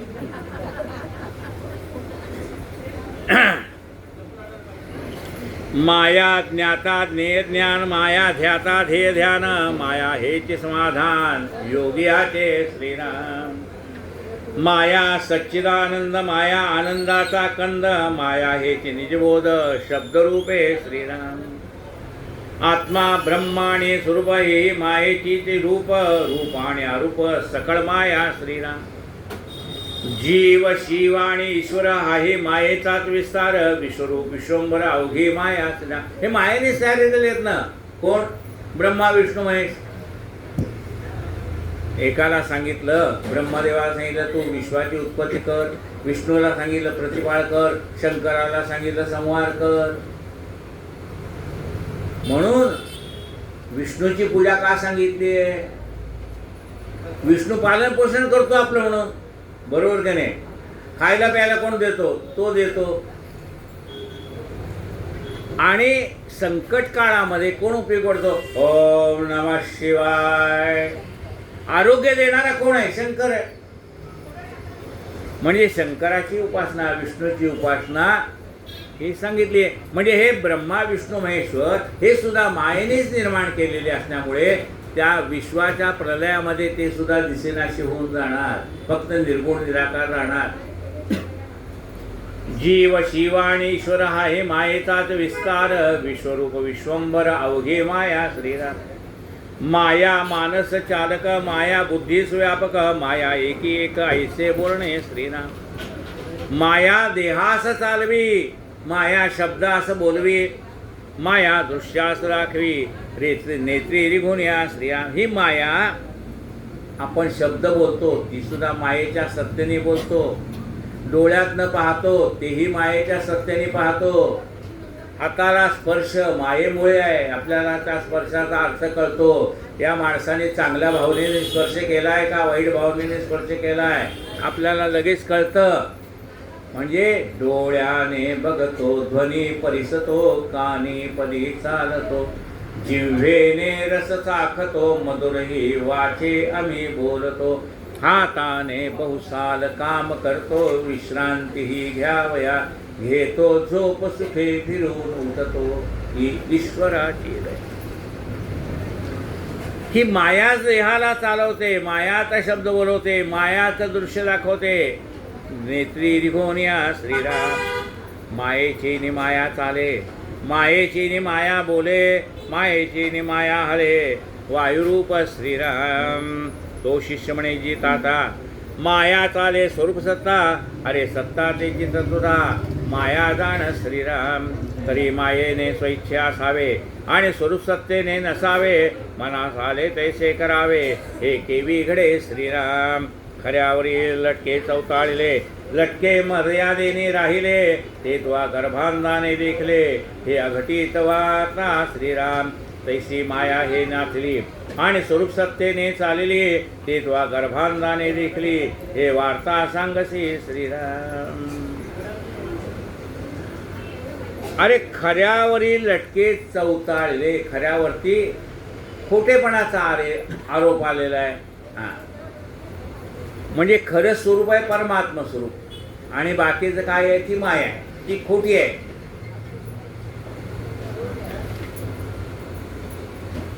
जे झालेचे नाही सर्वथा तयावरी निर्गुणाची सत्ता, ऐसे ज्ञाते म्हणे बोलतात, तुझं लाज नाही श्रीराम. सकळ माया ऐसे ही म्हणता आणि झालीच नाही ऐसे सांगता, तरी म्या काय करावे आता सांगा स्वामी श्रीराम. तुम्ही म्हणता ही सगळी मायाच आहे आणि पुन्हा सांगता झालीच नाही म्हणून पण सांगता. मी काय करू सांगा. काय म्हणलं ऐका, सकळ माया ऐसे ही म्हणता आणि झालीच नाही ऐसेही सांगता, तरी म्या काय करावे आता सांगा स्वामी श्रीराम. अरे मनाशी जे जे अनुभवले, ते ते माईक नाथले, तितके तू टाकले पाहिजे स्वानुभवे. मनाने जे जे अनुभवलंय ती सगळी माया आहे, हे तुला अनुभवाने कळेल. म्हणजे मनाने काय, मनाने नाना कल्पना केल्या हो, पण त्या प्रत्यक्षात येतील का. मना असं वाटे हत्ती घोडे पालखीत बैसावे, देवाजीच्या मनात आले पायी चालवावे. मनात आले ते सगळं होईल का. स्वप्नात पाहिलं म्हणाले लॉटरी लागली, सकाळी बघितलं काय हातात काही नाही. सकाळी ही माया परी नाथिली, स्वरूपी ते नाही राहिली, एवं आहे नाही हे बोली माया जाण. मायेमध्ये सांगावं लागतं, आहे म्हणणारे माया, नाही म्हणायचं ती माया. एवं सांगतो ते ऐकावे, माईक मायेने जाणावे, आता मनन करावे सावध होणे. म्हणजे सगुण मूर्तीची उपासना केल्यानंतर, म्हणजे आपण आपल्या घरातल्या ज्या देवता आहे, कुलधर्म कुळाचार आहे, त्यांची आपण उपासना केल्यानंतर आपल्याला त्यांच्या कृपेने, म्हणजे त्या देवतांच्या कृपेने आपल्याला गुरुची गाठ पडते. आणि गुरुची गाठ पडल्यानंतर मग आपल्याला निर्गुण निराकार परमात्मा कसा आहे हे कळतं. पण त्याच्यासाठी मूळ कोण आहे, हे सगुण देव आहेत. मग ज्ञान झाल्यानंतर सगुण देव म्हणले काय गंगेत नेऊन सोडायचेत का. त्याची पूजा करायची. त्यांच्यामुळे ते कळलं ना, त्यांच्यामुळे तो गुरु मिळाला, त्यांच्यामुळे तर ज्ञान मिळालं. मग असं करून चालेल का. घेतला वासा टाकून दिशी, असं करून चालणार नाही म्हणाले. माया भवसिंधूचे तारू, माया पावे पैल पारू, मायेविण उद्धारू प्राणी असं नाही श्रीराम. माये करता देव आणि भक्त, माये करता ज्ञाते विरक्त, माये करता जीवनमुक्त होती स्वानुभवे श्रीराम. माये करता वेदश्रुती, माये करता नाना व्युत्पत्ती, माये करता होती मूढते विवेके श्रीराम. माया परमार्थाचे अंजन, माये करता जोडे निधान, माये करता सावधान साधक स्वरूपे श्रीराम. माये करता स्वहित घडे, माये करता भ्रांती उडे, माये करता विघडे प्रपंच भान श्रीराम. माये वीण ज्ञान कैचे, माया जीवनस जीवाचे, माये वीण साधकाचे कार्य न चले श्रीराम. माये वीण परमार्थ जोडे, हे ऐसे कैच न घडे, माये वीण ससा नातुडे बुधयोगियाचे श्रीराम. माया योगियांची माऊली, जेथील तेथे नेऊ निघाली, कृपाळूपणे नाचली आपण होय. ही मायाच आपल्याला सद्गुरूच्या रूपाने त्या मूळ स्वरूपापर्यंत घेऊन जाते आणि आपण नाहीशी होते. ही गंमत आहे. सद्गुरूच्या कृपेने ती माया आपल्याला आत्मस्वरूपापर्यंत घेऊन जाते. इथपर्यंत त्या मायेचं काम आहे. आत्मस्वरूपापर्यंत घेऊन गेली की मग माया नाहीशी होते आणि परमात्मा सर्वत्र भरलेला आहे हे दिसतो.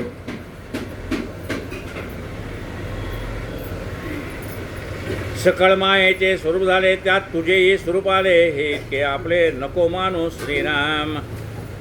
या सगळ्या मायेमध्ये तू पण आहे, लक्षात घे.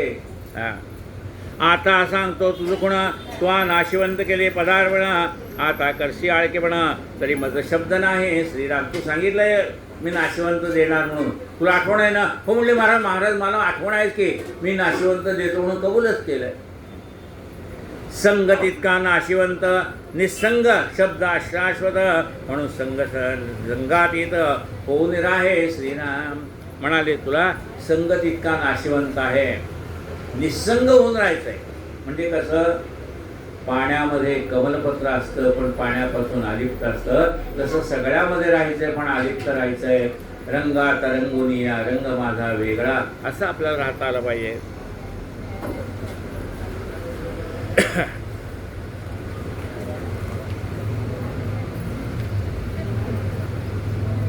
दोन समास पूर्ण झाले. संगतीत का किती वेळ आहे ना अजून, पाणी दे ना तोपर्यंत जरा प्यायला. श्री कृष्ण गोविंद.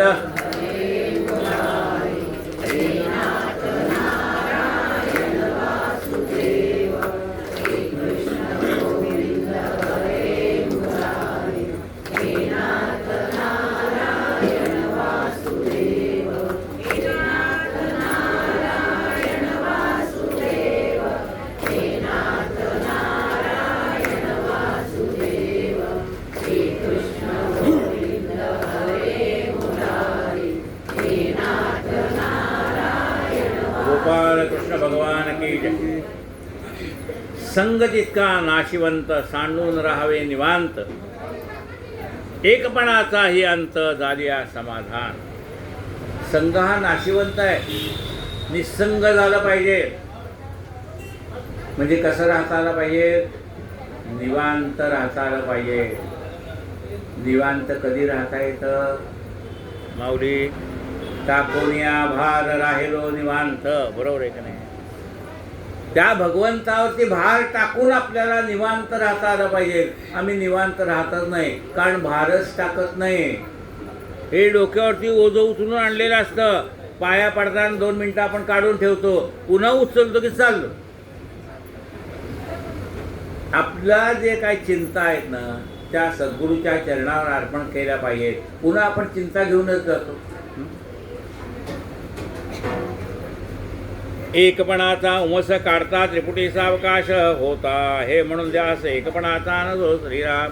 तो मी आत्मा ऐसा हेतू, हे नाशिवंत टाके तो, उन्मने अवस्थेचा प्रांतो, ते स्वरूप तुझे श्रीराम.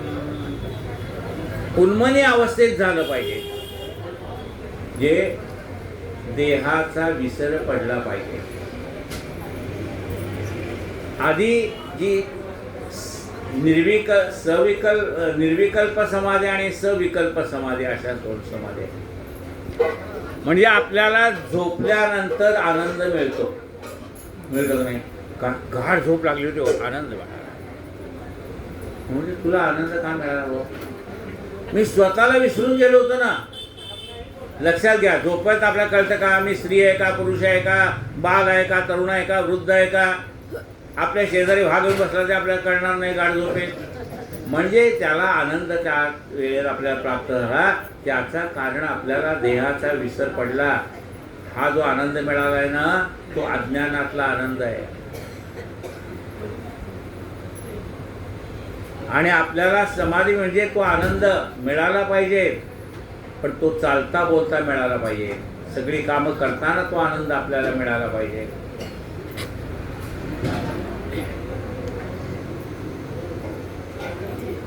ऐसा जो अनुभव झाला तोही नाशवंतामध्ये आला. अनुभव वेगळा राहिला तो तो आत्मा श्रीराम. हेही नगडे बोलणे आता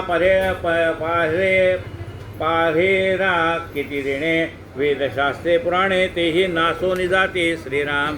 ग्रंथ मात्र तितका बोलला आत्मा त्या वेगळा राहिला. हे मायेचा स्पर्श झाला नाही तयाशी श्रीराम. सगळं सांगितलं तरी कळत नाही म्हणाले. ग्रंथातनं सांगितलंय पण आम्हाला आत्म्याचं हे मिळालं नाही का, तर एवढ्या श्रुती आहे. नेती नेती पराश्रुती. त्या श्रुती सुद्धा म्हणाल्या देवा आम्हाला तुझं स्वरूप वर्णन करून सांगता आलं नाही, म्हणून त्या 16,000 श्रुती या भगवंताच्या 16,000 बायका झाल्या. त्या आपल्याला असं वाटलं भगवंताला काय एक बायको पुरत नाही का, त्यांनी 16,000 बायका केल्या का, तसं नाही आहे. या 16,000 स्त्रिया म्हणजे ह्या वेदातल्या श्रुती आहेत. त्यांनी भगवंताची सेवा घडावी म्हणून तो गोपींचा रूप हे धरलेला आहे. आणि 8 आहेत त्या पत्नी भगवंताच्या. ते कोण आहेत? अष्टसिद्धी दासीप्रिय राबतात ज्याच्या घरी तो तुमची परवा करी त्याचे वैभव निराळे.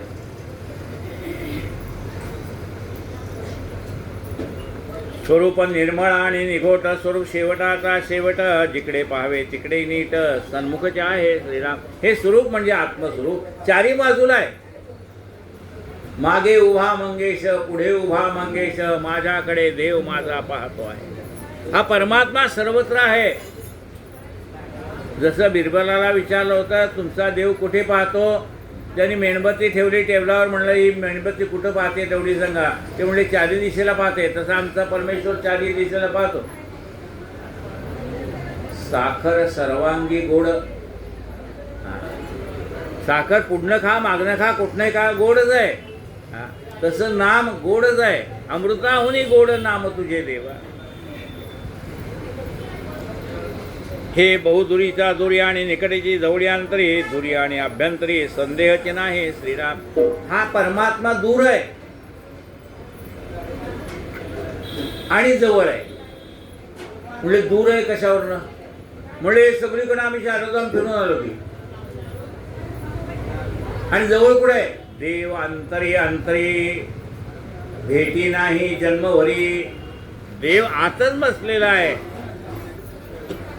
आणि त्यांनी सांगितलं पंढरपूरला जा. पंढरीस जारे आल्यानो संसारी.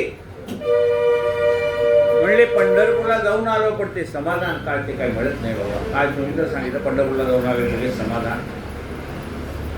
ते म्हणले मी सांगितलेल्या पंढरपूरला गेला का? तुम्ही सांगितलेलं पंढरपूर आणखी काही वेगळं आहे का? एकाच गावाची 2 गाव आहेत का? म्हणले आहे. काय? देह ही पंढरी आत्मा पांडुरंग. हा देह म्हणजेच पंढरी आहे. देह ही पंढरी आत्मा पांडुरंग. मन ही चंद्रभागा. भाव पुंडलिक तेथे उभा. भाव रूपी पुंडलिक तिथे आहे. हा देह आहे. हा देह म्हणजेच पंढरी आणि आतमध्ये आहे. हृदय तिष्ठती अर्जुना. तो परमात्मा. वारी करायची म्हणजे एका नाकुडीने श्वास सोडायचा आणि दुसऱ्या नाकुडीने आत घ्यायचा. म्हणजे त्याच्यावरती मन एकाग्र करायचं. सोहम सोहम सोहम असा आवाज येतो. मनाची एकाग्रता केल्यानंतर तो आवाज येतो. म्हणून देव म्हणजे पाहायला गेलं तर लांब आहे आणि पाहायला गेलं तर जवळ आहे. काय म्हणलंय पहा. जे बहुत दुरीच्या दुरी. जे निकटची जवळी अंतरी. दुरी आणि अभ्यंतरी संदेहचे नाही श्रीराम. म्हणजे तिथे पण काशीला पण परमात्माच आहे. शंकरच आहे. आणि आपल्यासमोर शंकराच्या मंदिरात सुद्धा शंकरच आहे. लांबही आहे आणि जवळ पण आहे. पंढरपूरला पांडुरंग आहे आणि इथं आपल्या भोईरवाडीत सुद्धा पांडुरंग आहे. सगळीकडे तो एकच भरलेला आहे. रोज पंढरपूरला जाता येत नाही म्हणून इथं पाया पडायचं. जे सकळापरीस मोठे जेथे सकळ हे आटे अकस्मात एकसरे तुटे मूळ मायेचे श्रीराम. जे सकळाहून मृदू कोवळे जे सकळाहून अत्यंत जवळे जे सकळामध्ये परी निराळे अलिप्तवणे श्रीराम. जे हालेना ना चाले जे बोलेला ना डोळे अवघे आपणचे संचले एकले एकटे की ते श्रीराम. आकाश सभाय वरले आणि आकाश जेथे मुराले आकाश मुरून या उरले जे एकजिंचे आपण श्रीराम.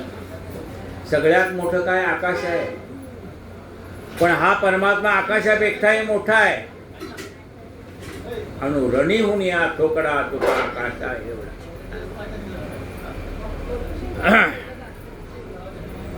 ते कुठं जात नाही आणि येत नाही. आम्ही जातो येतो म्हणजे अनेक जन्म घेतो का नाही. आम्ही जातो आणि येतो. ते कुठे जात नाही आणि येत नाही.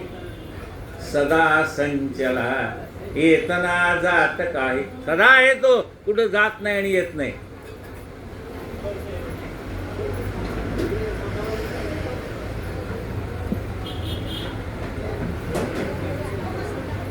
जे चळे नाना ढळे अग्नीमध्ये न जळे जे सळल्यामध्ये परिण कळे उदकी बुडे ना श्रीराम. जयास कोणीच नाही ना चोरू जाता चोरवेना कल्पांतरा परिवेचना अणुमात्र श्रीराम. जे चळे नाना ढळे ना ते अग्नीमध्ये टाकलं तरी जळत नाही, पाण्यामध्ये टाकलं तरी बुडत नाही, वारा त्याला वाळवू शकत नाही. असं काय आहे.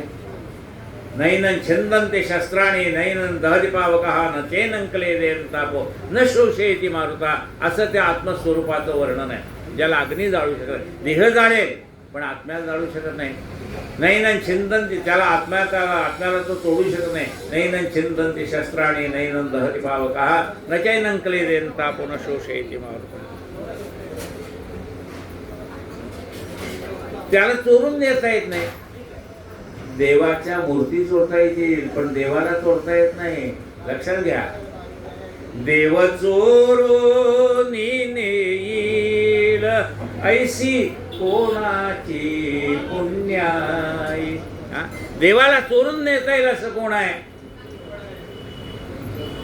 एक संत आहे ज्याने काय म्हटलंय. हृदय बंदिशाळा केला आत विठ्ठल कोंडीला. हृदय बंदिशाळा केला आत विठ्ठल कोंडीला. आतमध्ये परमात्मा आहे. सूरदास अंध होते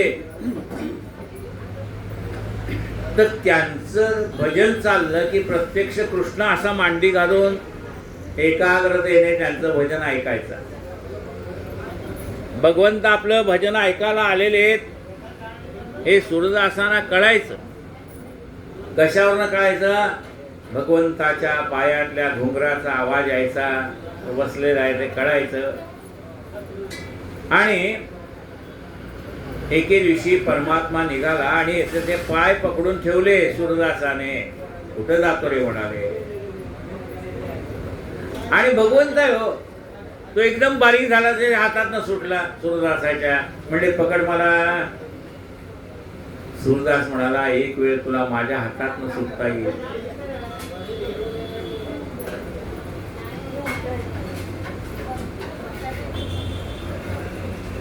पण माझ्या हृदयातनं सुटून दाखव मग मी तुला खरा मानेन म्हणाले. हृदय बंदिशाळा केला आता विठ्ठल कोंडीला. जयास कोणीच नाही ना चोरू जाता चोरवेना कल्पांत झाला तरी वेचेना अणुमात्र श्रीराम. जे ज्ञानचक्षी लक्ष न वचे जे येथे आकार बसवून जाय सांगितले ते साकार होय म्हणून सांगणे नगडे श्रीराम. त्याचं वर्णन करता येत नाही कारण जे जे आकाराला आलं ते नाश पावणार आहे. ऐसे जरी न बोलावे तरी म्या काय करावे न बोलता कळावे तुझं कैसे श्रीराम. आता जे शब्दाने सांगता येत नाही पण शब्दाशिवाय कळत नाही. काय गंमत आहे बरं का. जे शब्दाने सांगता येत नाही पण शब्दाशिवाय कळत नाही. म्हणले पोट भरलं का. म्हणजे भरलंय. पण कशावरनं कळलं? बोलावं लागलं नाही त्याला. तृप्ततेची ढेकर दिली, तृप्त झाला, ढेकर आली, न बोलता कळलं याचं पोट भरलं. तृप्ततेची ढेकर आली. ते शब्दाशिवाय कळतं. म्हणजे शब्दाशिवाय कसं कळतं? एक मनुष्य 12 वर्षांनी मिलिटरीतनं परत आला. आता सगळे नातेवाईक, आई त्याला भेटायला पुढे जाणार सगळे. आता ही बिचारी सुनबाई काय एका बाजूला उभी, तिचाच नवरा आलेला आहे, पण तिला भेटायला नंबरीचा उशिरा लागणार आहे काय. पण जसा तो आला अंगणामध्ये, तसं त्याची आणि तिची नजर भेट झाली. ते नजरेनेच बोलले, काहो म्हणले 12 वर्ष कुठे गेला होता? अगं म्हणजे मी आलो ना आता भेटायला तुला. बाकीच्यांना कळले का? शब्द बोलावे लागले नाही. आजचा पिक्चर असा जाऊन मिठीच मारली असते. तिथे शब्द बोलावे लागत नाहीत. त्याला म्हणले ते शब्दे विण संवादीजे इंद्रिया नेणता भोगीजे. त्याला शब्दाने सांगावं लागत नाही. तसा सद्गुरू आपल्याला शब्दाच्या माध्यमातून सांगतो, पण ते हृदयापर्यंत जाऊन भिडवतो आणि मग त्यातला गर्भित अर्थ आपल्याला तो समजावून सांगतो. समर्थ म्हणतात, ऐसे जरी न बोलावे तरी म्या काय करावे, न बोलता कळावे तुझं कैसे. सांगितल्याशिवाय तुला कसं कळणार? म्हणून मला शब्दाचा आधार घ्यावा लागतो. शब्द फोलकट आहे ते खरं, पण त्याचा आधार घ्यावा लागतो, तर तुला अर्थ कळेल ना. अरे बोलणे तितके व्यर्थ जाते, परी बोलता बोलता अनुभव येते. बोलणं व्यर्थ जातं, पण बोलता बोलता त्या शब्दाचा अनुभव यायला लागतो. अनुभव सोडता ते आपणचे होईले, आणि मग त्याच्यातला तो अनुभव सोडून द्यायचा.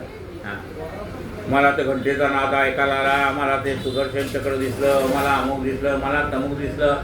यातनं आपल्याला बाहेर पडायचं आहे.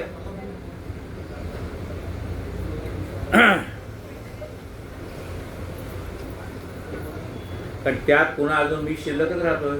मला हा अनुभव आला, त्यात आपण शिल्लक राहतो ना. अरे बोलणे जिसके व्यर्थ जाते, परी बोलता बोलता अनुभव येते, अनुभव सोडता ते आपण जेवढे. माया रूप मूळ तयाचे शोधीन म्हणता समाधान कैचे. मन लाभ झाला या सुखाचे मूळ तुटे. मनाचं समाधान झालं की शब्दाचं काम राहत नाही. अहम ब्रह्मस्मी हा गाथा आला, देह बुद्धीच्या माथा, देह बुद्धीने परमार्था, कानकोंडे होईजे श्रीराम. नुसतं अहम ब्रह्मस्मी म्हणून चालत नाही. मी ब्रह्म आहे हे नुसतं ज्ञान होऊन चालत नाही, त्याचा अनुभव यावा लागतो. म्हणजे अनुभव कसा येणार? आपणा चिमोटा घेतला तेने जीव कासा विष झाला. आपल्याला चिमटा घेतल्यानंतर आपला जीव कासावीस होतो का नाही? मग दुसऱ्याला चिमटा घेतल्यावर त्याचाही जीव कासावीस होणार का नाही? आपल्याला जशी भूक लागते तसे दारातल्या कुत्र्यालाही भूक लागते. आपल्याला जसं आहे तसंच देहात आहे. आपल्या देहाला तहान भूक सगळं आहे, तसंच इतरांच्या देहाला आहे. आपल्याला कोणी टाकून बोललं तर आपल्याला वाईट वाटतंय, मग लोकांना कशाला टाकून बोलायचं? आपल्या यथा देहे तथा देवे. देहबुद्धी हे टाकावे, हेही उठा ठेवे, मनोने काय अंगीकारावे, अंगीकारू नये श्रीराम. देहबुद्धीचा त्याग केला पाहिजे. एक भिक्षेकरी दारात आला, तेव्हा दारात आलेल्या भिक्षेकऱ्याला त्या बाईने भिक्षा न घालता शिव्याची पासोडी दिली. तुम्हाला काही कळत नाही का? एवढा धडधाकड आहे, भिक्षा कशाला मागता? जेवढे शब्द शिव्या येत होत्या तेवढ्या संपल्या. हा काही तप जसाच तसा. आपल्याला एक शब्द बोलला तर राग येतो, एवढे शब्द सगळे तिने ऐकून घेतले. मग विचार केला ह्या बाईचा शब्दाचा स्टॉक संपला, त्याच्या पुढे शिवी देणार नाही. जेवढे येतो ते तेवढ्या देऊन झाल्या ना. मग तो म्हणतो, ती बाई विचारते, अरे तो लाज वाटत नाही का रे मी एवढं बोलले तरी? तो म्हणतो, बाई असं समजा, तुम्ही सूप भरून धान्य मला द्यायला आणलं, अजिबात चिमडवर देणार नाही तर सूपभर कुठं दिले? म्हणले नुसती कल्पना करा, सूपभर धान्य आणलं आणि मला दिलं.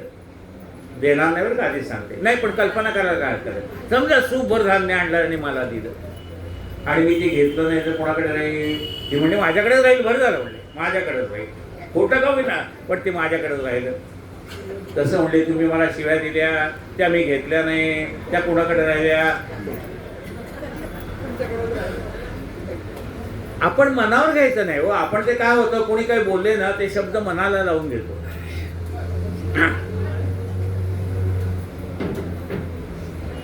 मायेच्या बळे ब्रह्मज्ञान, माये करता समाधान, माया गोव्या आणि बंधन तोडी तेही माया श्रीराम. मायाचं बंधनात गुंतवते आणि मायाच त्यापासून अलिप्त सोडते. इतके दिवस माझं माझं म्हणणारे फाटलं त्यांचं. त्यांचा मुलगा वेगळा राहायला लागला, हे मोगळे वेगळे राहायला लागले. मग एका विषयाने सांगितलं, अहो ते तुमचा मुलगा असं अजिबात सांगू नका.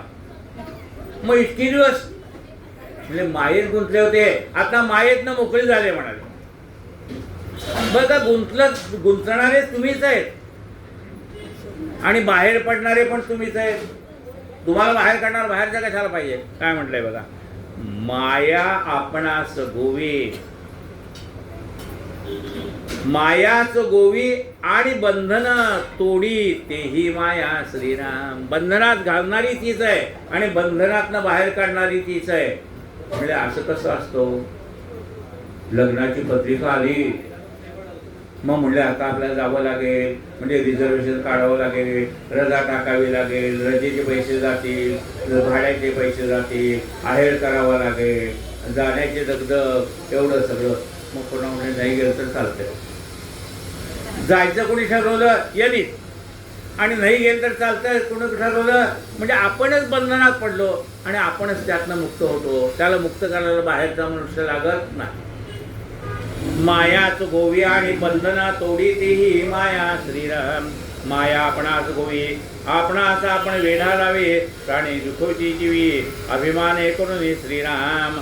जैसा सरीपाड खेळती ते सारी एकाच्या मागोने आणती, खेळो बेस्ता वाटून घेती आपुलाल्या श्रीराम. नसताची अभिमान माया, सारी मरता परम व्यथा, डाव येता सुख स्वार्था, दोघेही पडते श्रीराम. आशास दे दे म्हणती, एकते कीर्ती रडते, एकते चिरडी येती, क्रोधा पेटल्या घेती, जीव एकमेकाचा श्रीराम.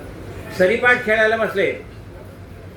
एका बाजूला हत्ती आहेत, एका बाजूला म्हणजे राजा वजीर काय हत्ती घोडा, एका बाजूला तेच आहे, पांढरे आहेत एक काळे आहेत. म्हणले हे आमचे आहेत, तो म्हणला हे माझे आहेत, आणि मग सरीपाठ खेळायला बसले. आता एकाने दुसऱ्याचं प्यादं मारलं म्हणला, एकाने दुसऱ्याचं उंट मारला, त्याला मेला की आनंद झाला, पण याचा मेल्याचं दुःख झालं. म्हणजे ज्याने जिंकलाय त्याला आनंद झाला, ज्याचं प्यादं मारलं गेलं तो रडायला लागला. वासुदेवाचे प्यादे काही जिवंत आहेत का? नाही, पण त्याचा अभिमान असल्यामुळे आपल्याला त्याचं सुख आणि दुःख आहे.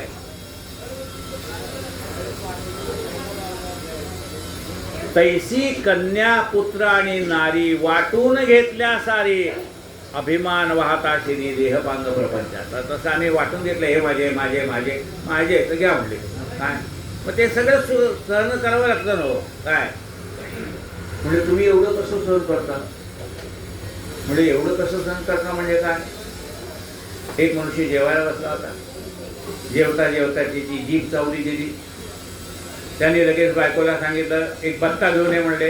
म्हणले कशाला? दातच तोडून टाकतो म्हणले, या दाताने जीभ चावली आहे. बायको म्हणाली, दातानी जरी जीभ चावली, सांग बत्तीशी कुणी तोडली. सगळी ही आपलीच मंडळी, मग शब्द कशाला उन्हा दुना. अरे अजून थोडे नव्हे झाला का? संधी बोलला हां, तसं आपलं आहे हो. हे सगळे आपलेच आहेत. कोणी बोललं तरी आपलेच, नाही बोललं तरी आपले. त्यामुळे कोणाचं बोलणं मनावर घेऊ नका.